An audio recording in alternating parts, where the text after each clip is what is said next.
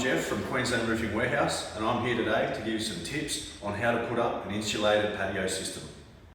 Starting with the post, as you can see, the bracket is dyno bolted to the slab. And the top bracket is mounted as shown.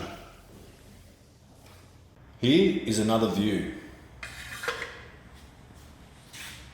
Using a pair of pliers, I've turned the top edge of the sheet up like this to prevent water flowing back.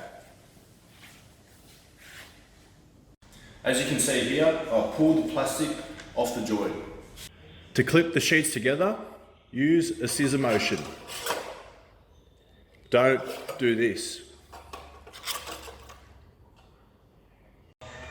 The gutter and the flashing is mounted as shown.